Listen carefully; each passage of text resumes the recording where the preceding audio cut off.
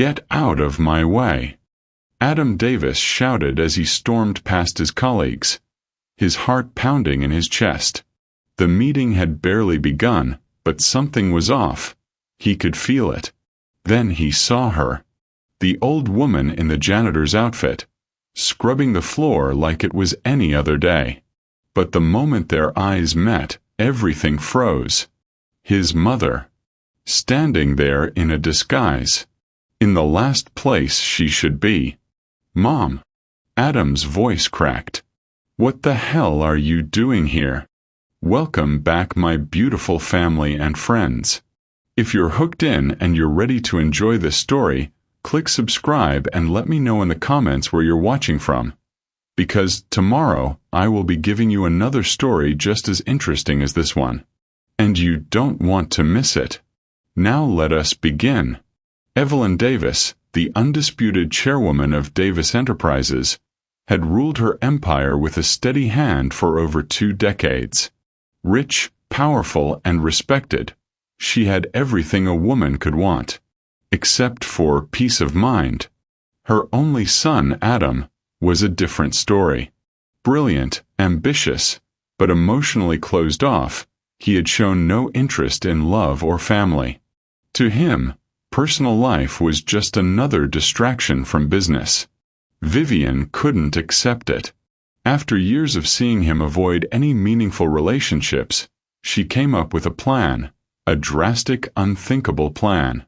She went undercover. Dressed as a lowly cleaner, Vivian started showing up to Adam's office every day, watching, waiting for someone who would love her son for who he was, not for his wealth. Someone like Emily Richardson, the quiet, humble assistant who didn't care about office gossip or Adam's fortune. But as Evelyn quietly orchestrated her plan, she never anticipated the explosion that was about to come. When Adam discovered the truth, the facade she built would come crumbling down, and everything would change. It was supposed to be a small act of intervention, a secret mission to secure Adam's future. But as Evelyn's lie unraveled, so did her relationship with her son, and the lesson became clear. Love can't be manipulated. It can only be earned. Every morning, Evelyn watched Emily arrive at the firm.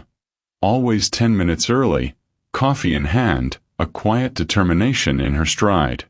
The young woman from Silver Spring didn't demand attention. She earned it. While other associates scrambled for credit, Emily stayed late reviewing case files, her yellow legal pad filled with meticulous notes. Evelyn began orchestrating small moments. "Adam," Emily found an error in the Patterson contract. "You should thank her personally." She'd leave Emily's research on Adam's desk, her insights too sharp to ignore. Adam noticed. Not the way his mother hoped, not yet, but he'd started seeking Emily's opinion in meetings, nodding at her suggestions. What Evelyn didn't see was the trap she was building. Every manipulation was a thread that would eventually pull her carefully constructed world apart. Evelyn's strategy intensified. She assigned Adam and Emily to the Henderson merger, a high-stakes case requiring late nights and constant collaboration. "You two make a good team," she'd mention casually, watching them work across the conference table. During a partners' meeting, Evelyn publicly praised Emily's analysis, then turned to Adam. "Your associate has remarkable instincts. You've trained her well." The compliment was calculated, linking them in everyone's mind. Adam found himself lingering after meetings, discussing case theories with Emily over lukewarm coffee. She challenged his assumptions without overstepping, respected his boundaries without prying into the grief he still carried from his father's death. But those walls remained. He'd catch himself laughing at Emily's dry observations about opposing counsel, then retreat into professional distance. Evelyn smiled, believing patience would win. She didn't realize Adam's heart wasn't hers to architect. Adam found the text by accident. Evelyn's phone lighting up on his desk. Emily's working late again. Perfect opportunity. A message to herself, but the context was damning. He scrolled back. Weeks of notes. Strategies. Pair them on Henderson case. Mention Emily during dinner. You've been orchestrating this? Adam's voice was ice when she entered his office. Emily. The projects.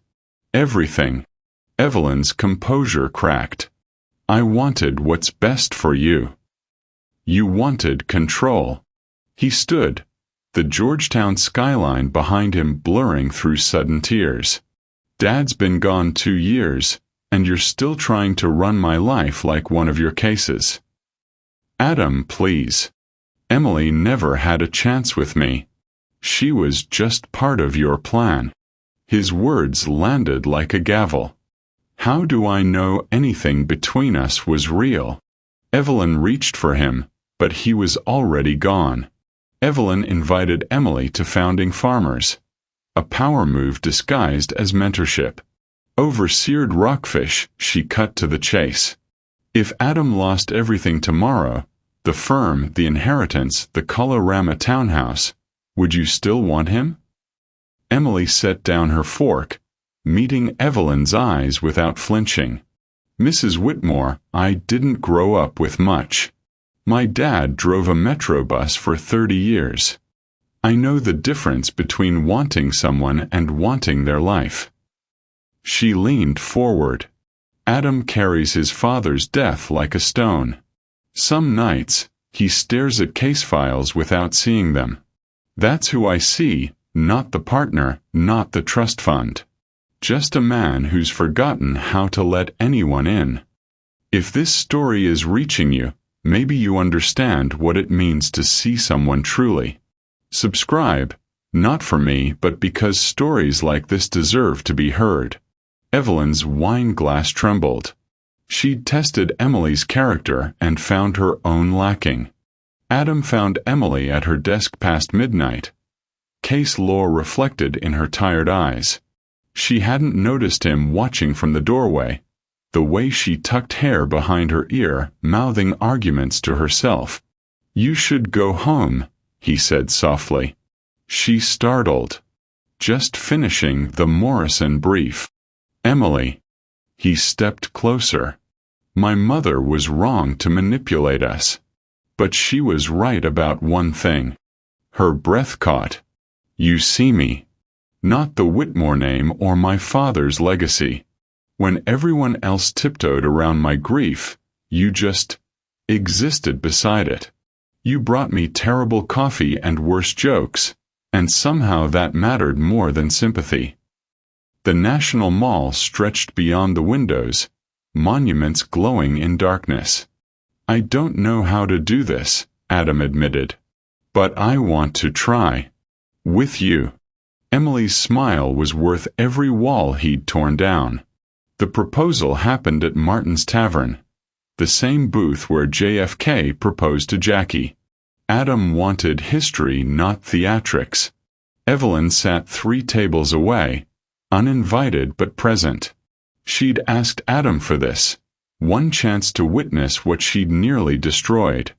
Emily Carter, you've challenged every assumption I've ever had about myself, Adam said, his voice steady. Will you marry me? Emily's yes echoed through Georgetown's oldest restaurant. Evelyn felt tears she hadn't permitted herself since her husband's funeral. She'd orchestrated meetings and manufactured proximity, but this moment, raw, honest, chosen, belonged entirely to them. Adam found her afterward in the lamplight outside. Mom. I'm sorry, Evelyn whispered. I tried to architect love like a legal brief. But you can't blueprint a heart. He nodded.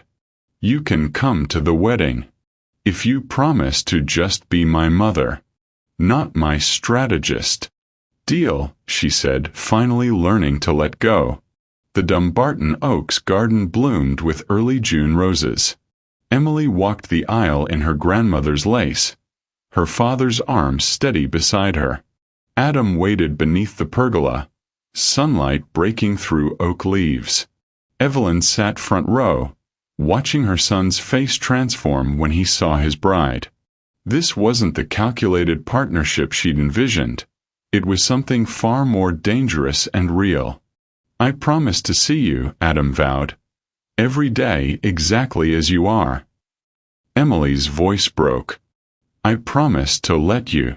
The simplicity devastated Evelyn. She'd spent months engineering complexity when love had only required honesty. As they kissed, Evelyn felt her husband's absence sharply.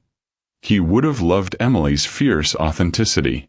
But she also felt something new, relief. Her son had escaped her control and found something she'd forgotten existed. Freedom looked beautiful on him. 3 months later, Emily's nameplate appeared on the office door. Emily Whitmore, Senior Associate. She'd earned it through merit, not matrimony, a distinction that mattered to everyone, especially her. Adam found his mother in the law library, surrounded by depositions. "We're expecting," he said quietly. Evelyn's pen stopped. "Adam, I wanted you to know first. Despite everything." He sat across from her. "You were wrong about how to find love. But you were right that I needed to let someone in." Evelyn touched his hand. "Your father would have adored her. He would have seen through your scheming immediately," Adam laughed. "Probably. Some stories end where they should have begun, with truth instead of strategy. If this one meant something to you, subscribe. Not because I asked, but because maybe you've learned something about control and love too." Outside, Emily waited by the elevator, one hand on her still flat stomach. The Whitmore legacy would continue, not through manipulation, but through choice.